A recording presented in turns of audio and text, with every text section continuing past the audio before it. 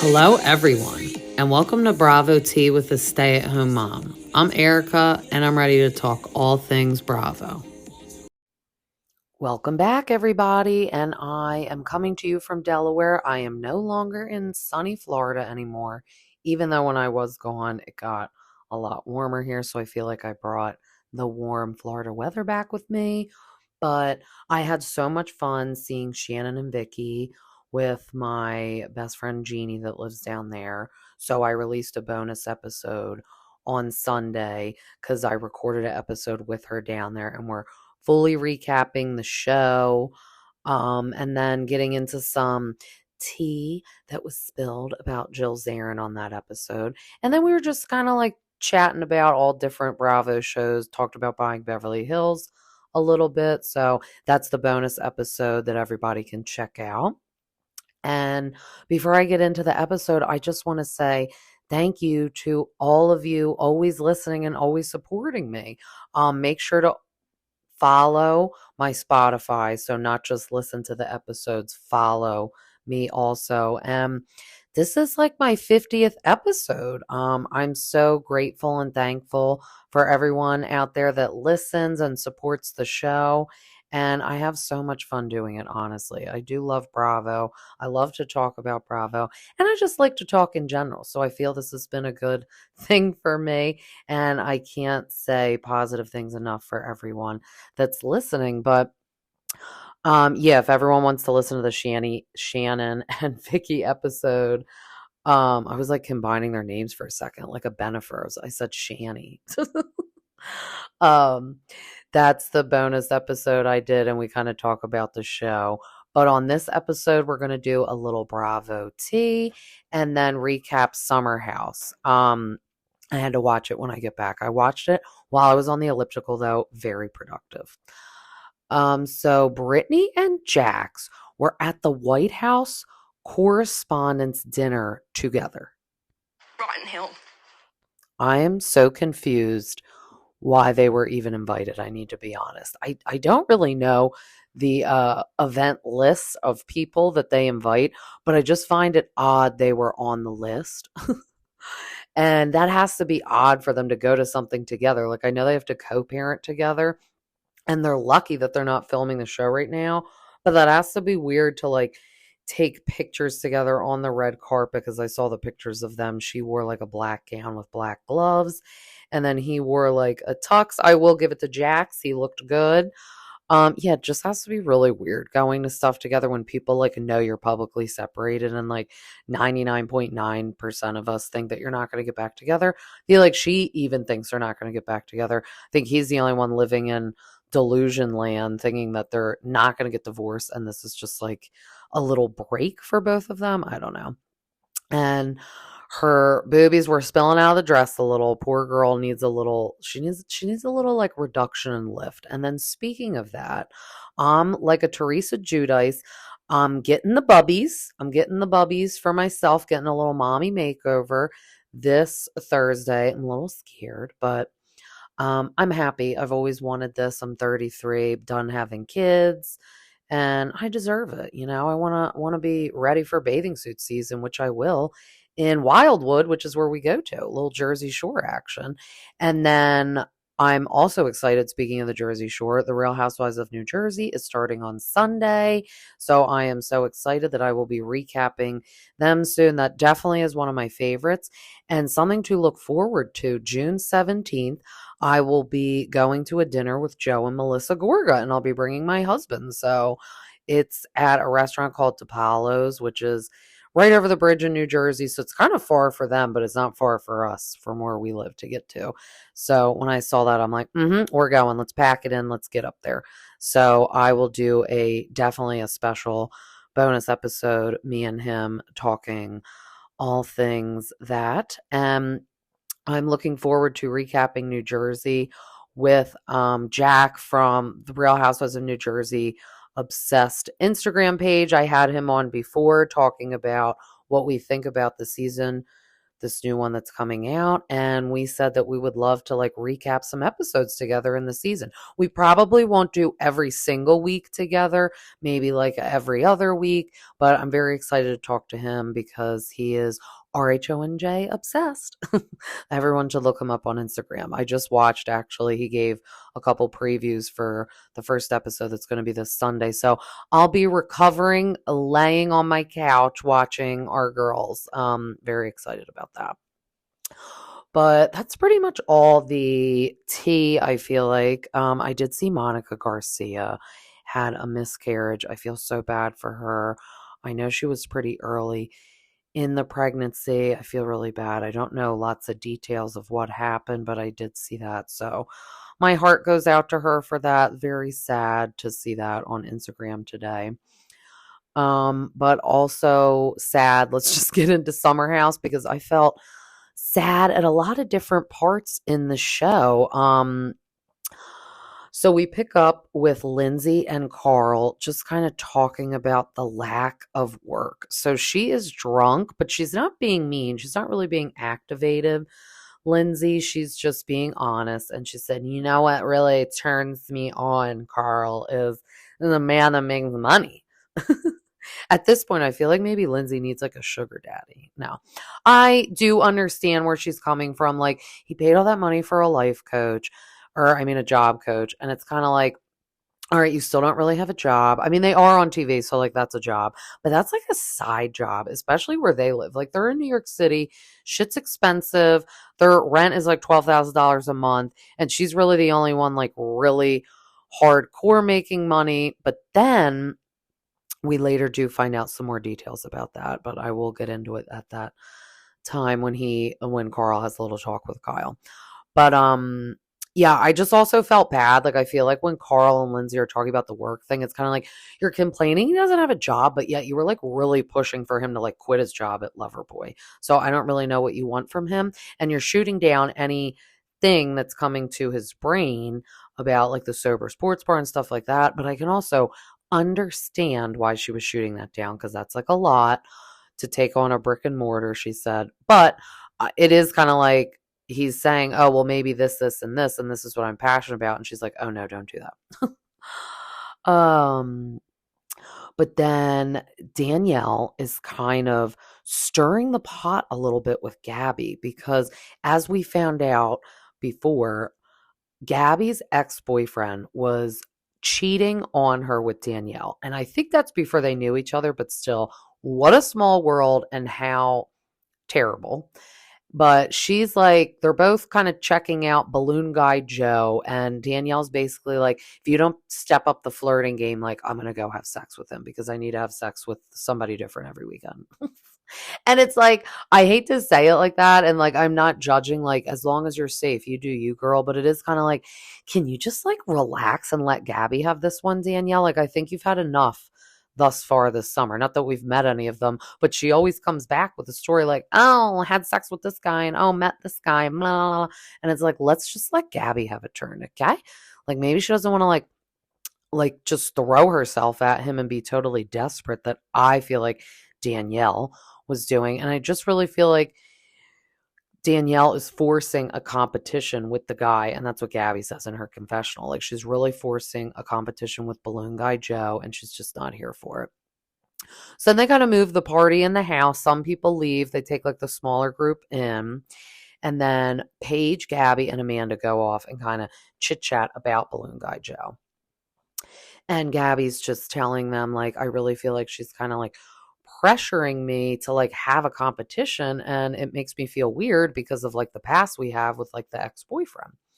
And then Danielle comes up, so they're all in Paige's big giant master bedroom, and Danielle comes and crashes the talk, and Paige just starts telling Danielle that she just thinks she's being a little abrasive with Gabby, and then Gabby makes a beeline for the big master bathroom and starts crying, which I feel really bad for her because I really like Gabby.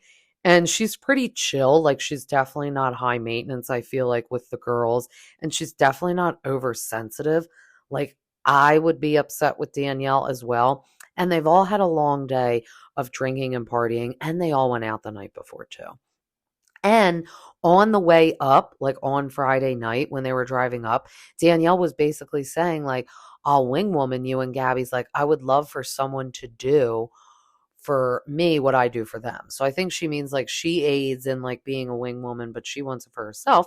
And now instead, Danielle's like, all right, time's up. You're not flirting with him hard enough. I'm going to like dig my claws into him and I'm going to like mark territory on him. It's almost like, oh, I'm going to like dog pee on him and that's my territory now. Snooze, you lose. But it's like, just chill out, girl. So she's crying in the bathroom, and Paige is just kind of telling Danielle, like, you're just being a little much. And then Amanda goes in the bathroom to comfort Gabby because Amanda's probably like, all right, Paige, you got dealing with Danielle. I'm going to go in and soothe Gabby a little bit. And Gabby just feels like everyone is looking at her as the problem with like the men. And like, that's why she's single. And she has revealed that her sister has a boyfriend. So her dad kind of gives her a hard time. Like, when are you going to settle down and find a man? So I think that emotion is also coming out with that. She's just like feels overwhelmed and pressured that everyone's like, oh, like find a man, where she doesn't want to just rush and find some guy that she's not really that into just to have a man, which also props to her like that. And then yeah, when Paige is just more explaining like you're just being like really like aggressive and I feel like you don't need to talk to her like that. And Danielle says, I'm just kind of like in your face because I'm a founder and CEO. Your friend is crying in the bathroom and you're talking about being a CEO and founder? Of what? Like literally of what? Literally of what? I mean, it's kind of like, who cares what you do as your day job? That doesn't give you the right to then like make your friend feel like shit. And we can all agree to disagree. Like Danielle is like, oh, I'm not going in the bathroom. Like, I don't care that she's crying. That's stupid. And it's like, okay, you can think that it's stupid that she's crying in the bathroom and maybe you wouldn't go cry in the bathroom, but you've obviously upset her. So just go apologize for upsetting her. You don't even have to apologize for something you said or did, like if you don't agree with it, but you should always validate people's feelings. And you could say, just like that, verbatim, I'm sorry that I made you feel this way. So then you're not really like saying you're sorry for something you did, because if you don't agree, but yeah, I mean, I just think it's terrible that Paige was like, you need to go in there and talk to her because she's crying. And she's like, no, that's just stupid. And it's like, you know what, Danielle, your freaking pants are stupid and your outfit's stupid. So how about that? I know they were all wearing an alien theme, but I was just like mad when she was making poor Gabby cry, because I think Gabby is a nice girl and she has never been mean to any of these girls. So it's like, no, she doesn't deserve to be in the bathroom crying. And then she's kind of talking to her sister, trying to calm down. She goes in the master like shower and shuts the door so she can kind of like cry harder, I feel like, because I bet it's like a steam shower. So it's like all the way up to the wall with the glass door so no one can hear her in there, because Amanda does come out from talking about everything with Gabby. And she comes out and Paige goes out of the room and Amanda is trying to talk to Danielle and Danielle's like, no, I'm not having it, which was very dismissive and disrespectful. It's like, oh, okay, I can sit here and talk to Paige about the situation, but not you. And then Danielle says, that's it. Blow it up bigger than it needs to be. That's what we do here. Yeah, kind of like how you acted all last summer with Lindsay and Carl, girl. Do you not remember how you acted like a buffoon? Like, at that point last year, it was like, okay, if you think Lindsay and Carl are rushing into the relationship, at the end of the day, that's going to be their problem. You spoke your piece. You're supposed to be friends with both of them. Enough. Like when they got engaged, do we all remember how psychotic Danielle was being? She was going around to the whole party, like shit talking it basically. And it's like, shut up. Like at this point, they're engaged. So just pipe it down. It's like, yeah, you guys do sometimes all blow things up bigger than it needs to be, but you're guilty of that too. So then Lindsay comes up to see what's going on, because Lindsay and Gabby are really close.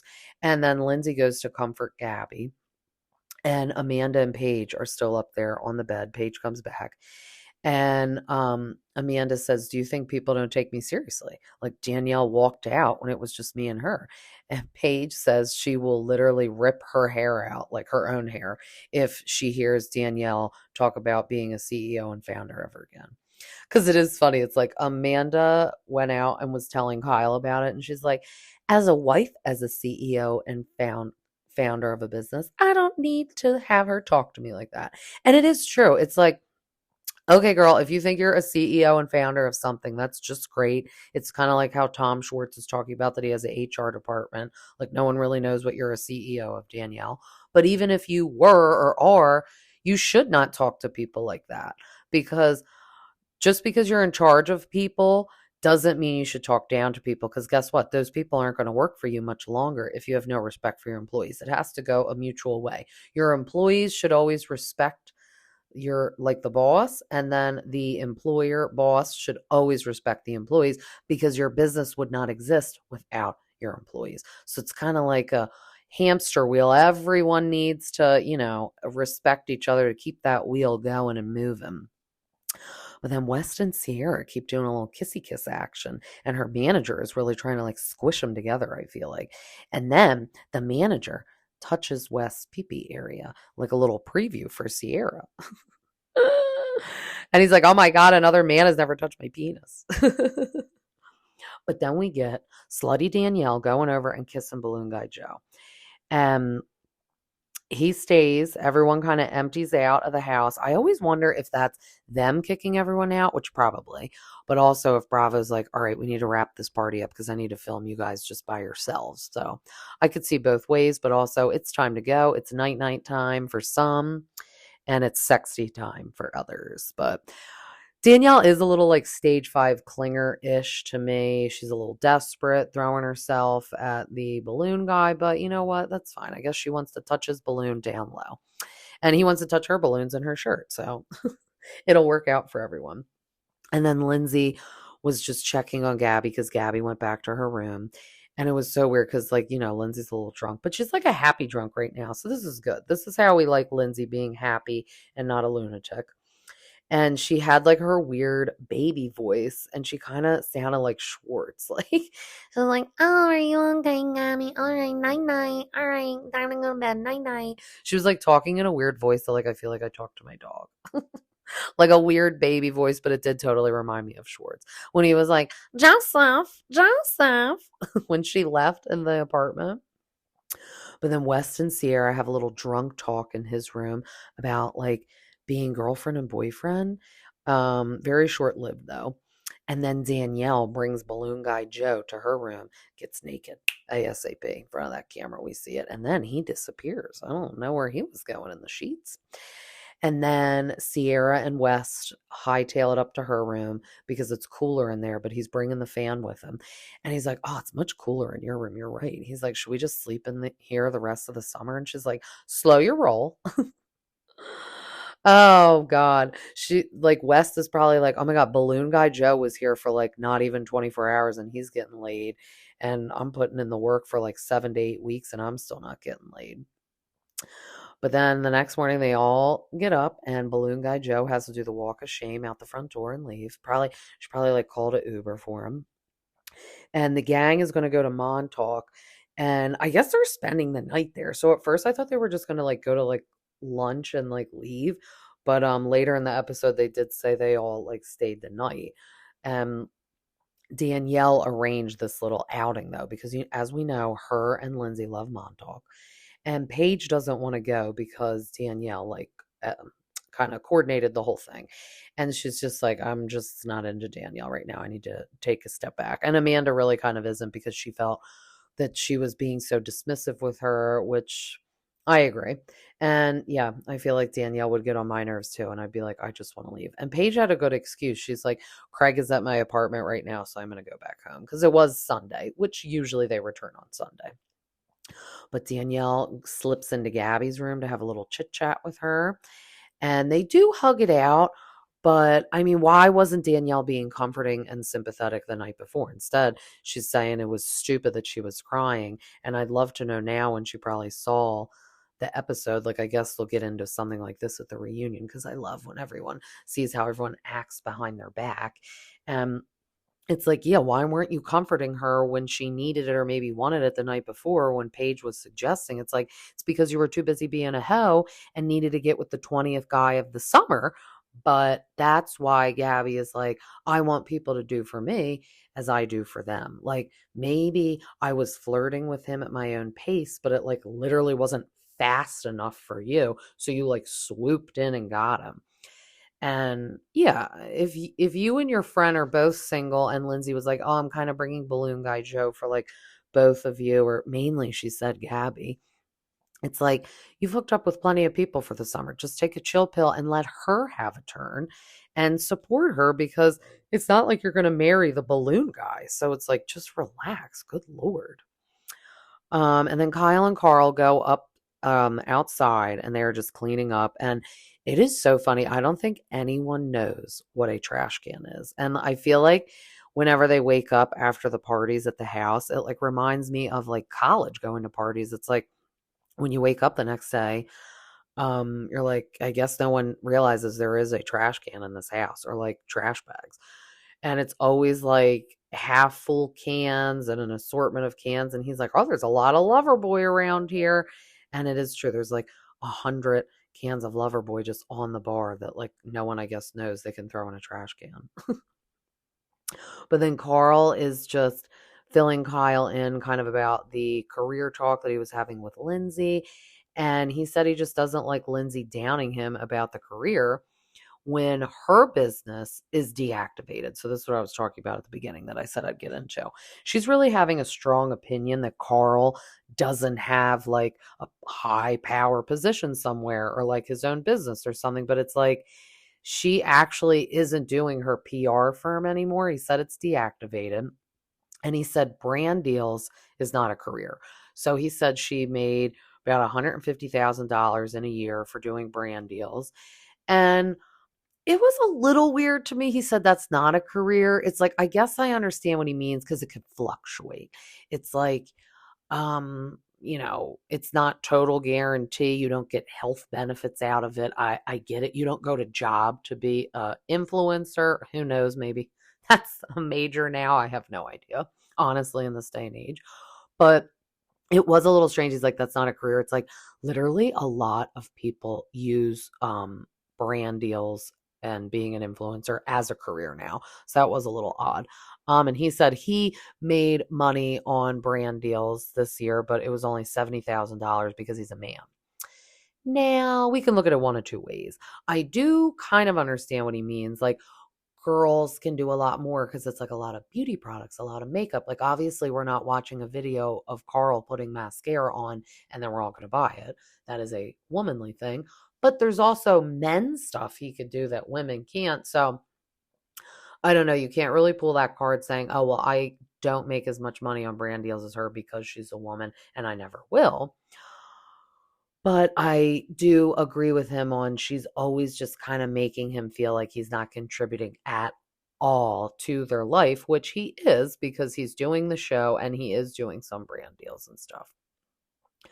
And then he just is telling Kyle, it's just really bizarre to me that she's getting on my case so much about having a career or having a job because she's now all of a sudden saying she wants to be a stay-at-home mom. So he said he's only known Lindsay to be kind of like a very strong work ethic woman, like always that like hardcore powerhouse, like working lady. And I agree with him. I was very stunned when Lindsay's like, I want to be a stay at home mom. It's like, but do you? Like, I didn't know that at all. Not anything against it, obviously, because I'm one, but I don't have like a crazy career or a crazy trade. I didn't like to go back to that. It would have been silly for me to be a stay-at-home mom. And even if you do, some people leave crazy high-paying jobs and careers because they want to be a stay-at-home mom, which is great. But I do understand what Carl means. Lindsay's kind of flipping the switch on her personality when it's approaching them getting married. And that's not who he ever thought she would be. And this is like total news to him. And Kyle's like, I think you guys should have had this conversation a while ago, which is more Lindsay's fault because Carl the whole time is just assuming and thinking that Lindsay is, going to be a career woman. And then we get everybody back in New York City. I like when they do the little like blips of them in the city. We see the Loverboy office, and Amanda is talking to the PR team about doing a little video, and she's like, I'll come in the apartment and I'll open this. And I do remember seeing that video, and I want to try some of those fun flavors. So, of course, the worst part about living in Delaware is everything's lame at the liquor store. We don't have the faux pas, which I know I talked about a while ago. That's the Betches brand of canned cocktails, and they're delicious. So they have them at this liquor store we always go to in Wildwood. So when we go this summer, I'm going to stock up and bring a bunch back that will last me. I do like to make, like, if I do make a cocktail at home or if we have people over, I do like to stand there and make cocktails. It's fun for me. But sometimes if you like, just want to have a little can, or especially on the beach or at the pool, it's really easy to have these. And we don't have Loverboy here. And when I went to the liquor store to get those faux pas in Wildwood, they only had like two of the flavors of Loverboy. So I did have them, but it's more the iced tea ones. And I don't really like iced tea and like the vodka. Like, I don't know. And I really want to try the limoncello, and they have an espresso martini one. So all those fun ones are always drinking on the show. I do want to try. So hopefully I can find them this summer at like, I'll just keep going in random liquor stores when we're out of state, honestly, to look for them. But then West said that he has an interview with DraftKings to be like a manager. So he's like, we'll see how that'll go because I'm nervous about being in charge of people. And then Ciara, Paige, and Amanda go shopping at Old Navy. And I really need to go there. So when I was just in Florida with my friend, she said Old Navy's good. And I'm like, I need to get on that because I've heard a lot of other people say it's good for kids too. I do love the Cat and Jack brand from Target because I feel like the clothes are cute, they wash good, and it's not like too expensive. So I don't care if they get their pants ruined for the season. I just like give them away to Goodwill. So I really need to check out Old Navy though for myself and the girls. But it was a lot that Paige and Amanda left and went to Montauk because West went. So that's what Ciara is explaining to them. She's like, usually if you guys leave, I'm leaving too, but I stayed behind because of my man. No, she didn't say my man, but basically, Paige is like, you're like so obsessed with him because usually you would leave with us. And she's like, how was everyone like getting along? And they kind of had to fill Ciara in the whole Danielle Gabby debacle because she was too busy outside kissing West in front of her modeling manager with her like alien mask still on. That was funny. They did like a couple kisses with her with the mask still on. But then she was just like, everyone was fine in Montauk, and actually it was like, just it was nice, like no one was fighting, and she's like, it was fun. But then Amanda says that she mainly didn't want to go because she was mad at Danielle too, and she was just so dismissive of her and like didn't care about her talking. And then they kind of are praising Amanda because I feel like they feel bad that she does get hurt if like her voice isn't heard, or she feels like people aren't listening and paying attention to her. And Paige is just like, I don't think people realize how creative you are, and you're really so vital and important to Loverboy. And Ciara said, do you feel like you have an identity outside of Kyle and Loverboy? Because I don't. And she's like, I know that's mean, but I'm just being honest. But Amanda doesn't take it offensive because you know why? Ciara and Paige are her best friends. They're all three very close, but these are real friends, and these are real conversations that friends should have and need to have.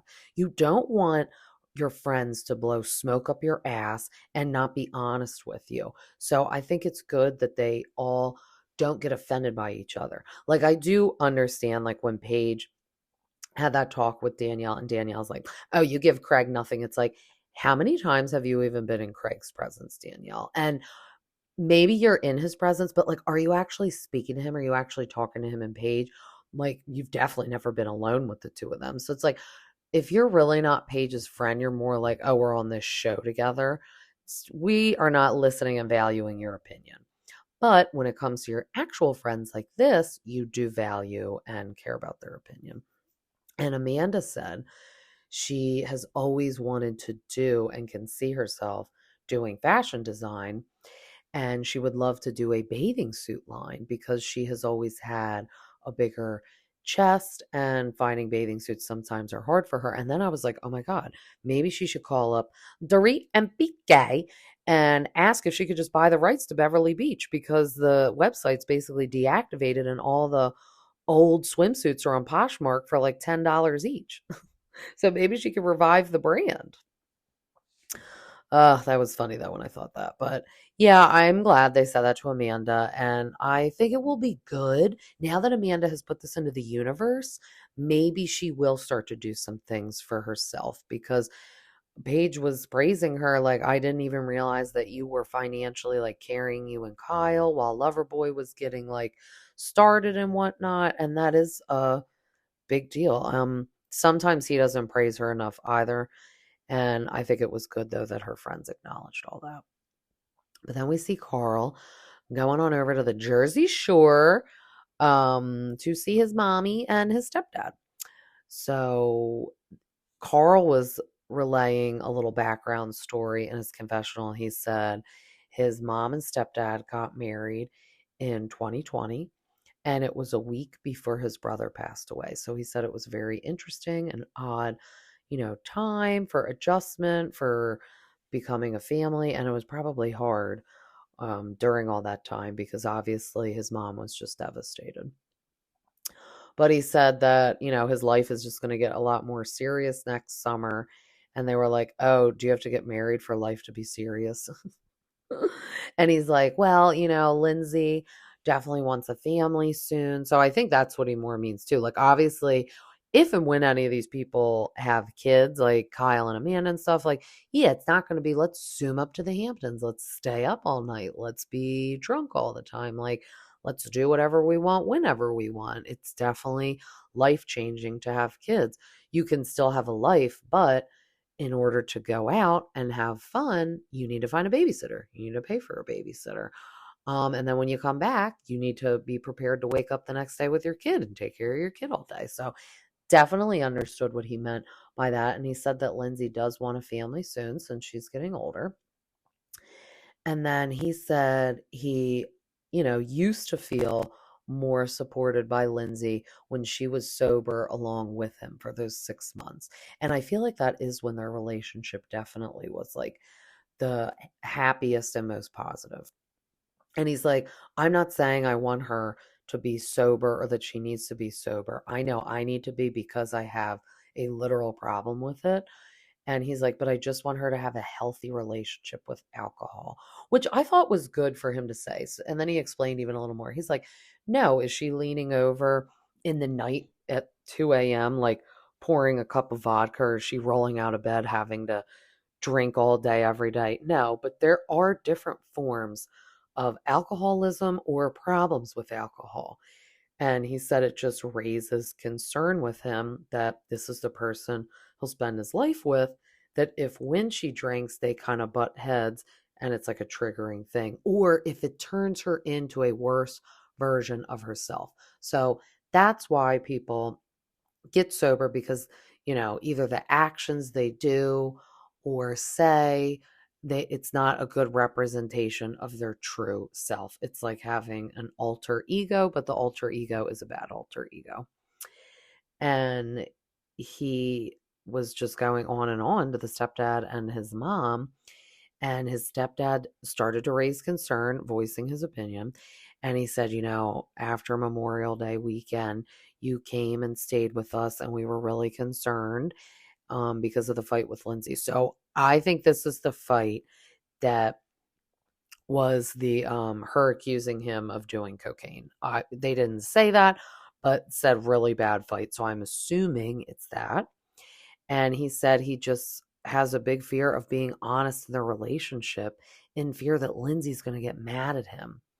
And that is literally so awful. I mean, we are seeing it play out in front of us that Carl is like scared to talk to Lindsay about going back to Loverboy, scared to talk to her about, opening a sober sports bar because he's scared of rejection from his own fiance, which is really sad.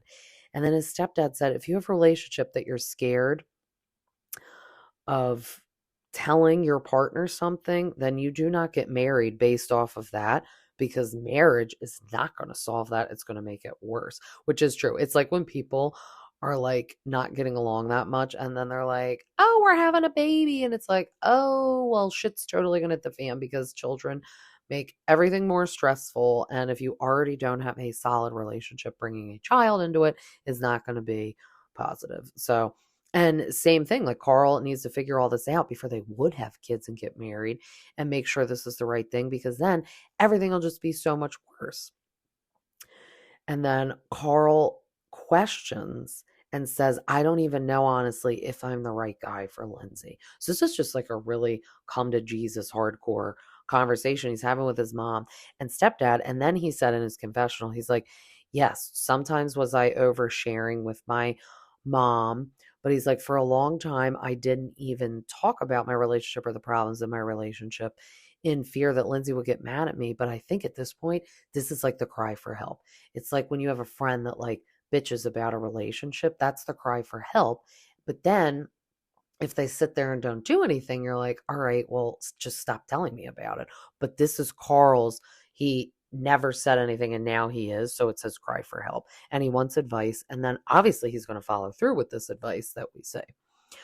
But his stepdad said, I've been a minister all my life and I didn't marry people that weren't ready. And he said, I'm not marrying you and Lindsay, but if I was doing the wedding, I wouldn't do it. He's like, because I don't think you guys are ready. Like, they weren't sitting there saying, oh, Carl, like, get the ring back right now and break up with Lindsay and come move in here. But they were saying, you guys definitely shouldn't get married in November. So this is summertime now. Definitely don't get married in the next couple months. Maybe take a blip, postpone it, and figure everything out. But honestly, if you need to postpone it, it's no. It's just a no. I mean, in my opinion, like, if you need to work on your marriage before you're even married, then that's a no. That's a no-go. So Carl is saying, well, what do I do? And he's like, I did make a commitment to Lindsay and I did want to marry my best friend and blah, blah, blah, blah. And this is when shit's really getting real. I don't know how many episodes we have left, but we're going to see her have the bridal shower. And then I think like the ending is coming soon. And then in the next episode, it's going to be so interesting. This is when they confront West and they're like, do you like text other girls? And he said, yeah. And Ciara called him white trash. She's like, that's really trashy. And I was like, whoa. I mean, I can see that. Like for me, it's like, even if like you're not having sex, if you say you like me that much, you shouldn't want to talk to other girls. Like, yes, I am not your girlfriend, but if you like me that much, you shouldn't want to even talk to other girls, because then we can't take the next step of me being your girlfriend because you're talking to other girls. So I get it. Um, I don't know. It's going to be very interesting how everything unfolds. We'll count, like, on our fingers how many more men Danielle talk about or bring back to the house. Hope Gabby finally gets a turn.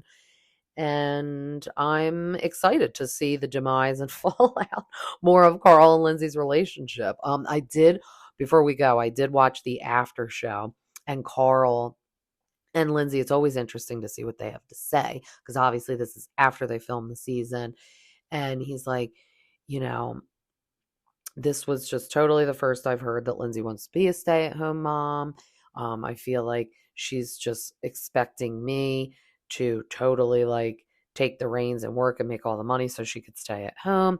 And then she was really like saying, if I have a 10-foot baby come out of me, I don't know why she kept saying that. I guess because her and Carl are tall, but it's like 10 feet. Like, just say like 10 inches, or not 10 inches, like just say like 30 inches or something. That would be very tall for a baby. I don't know. Or just say the baby would weigh a lot. I was like, all right, 10 feet baby. That's not even real. She was just being overly dramatic. And she's like, I deserve to take a break and sit at home. And it's like, yeah, but are you going to sit at home for like the rest of your life? Like, I get it if you just pop the baby out and you have like your maternity leave and want to stay at home a little, but also I feel like all their careers, they're all lucky. They can kind of make their own schedule. Like her PR firm was her PR firm. She worked for herself. So you can definitely dictate your schedule. And if you're doing brand deals, definitely dictate that schedule. Like it's just whenever you feel like filming it. And as long as you get it in by the deadline. So I don't know. I do feel like she's changing her tune with Carl, and I feel bad. But we shall see how the rest of the season unfolds. And like I always say, so curious because we're getting so close to summer, what they'll do this season. I think they really need to do Lindsay 1 week, Carl 1 week. I think that would just make the most sense. It won't make them feel uncomfortable. No one will have to be fired, and no one will have to feel like they have to quit. So, as Andy Cohen says for New Jersey, it was okay to have Teresa and Melissa film, this season the way it was, but it's not sustainable moving forward. If you got two people that don't talk and it's just like Vanderpump Rules with Ariana and Tom, I mean, how much more can you do like separate things? Or I don't know, at least Ariana does show up to the group shit, but it's always going to be the same shit of them fighting about the affair. And it's like, do we want to move past it at some point? After this season, personally, for Vanderpump, I do. I'm not making complaints about this season because we needed to see the aftermath and fallout and him get kind of like ostracized from the group a little bit. But moving forward, we can't do that the next 5 years, 5 seasons. We need to move it along, whether that means he leaves or Ariana leaves. I could see Ariana leaving because she's just killing it. Everything she's doing, she'll be like owning like her own Broadway show by then. So it is interesting when we get these people on the shows that fall out and are no longer together. It's like the Valley. What are they going to do? Jax and Brittany are certainly not getting back together. And Jesse and Michelle definitely aren't because they are filing for divorce and she has a boyfriend. So how are they going to film the show? It would be great to get Michelle has a boyfriend now, but it'd be great to get her and Brittany, if it doesn't work out with this man, like on like a dating thing, like out on the prowl with like the gay friend Zach with the toupee. That'd be good. Oh, I can't wait to watch those episodes this week. Those are going to be good. Can't wait to recap those. They'll like fall out of that like hallway brawl. Everything's getting good. I love it. And then we're gonna get, like I said, Jersey back this weekend, and it's all gonna be good in the hood in the Bravo universe. So, as always, this was wonderful.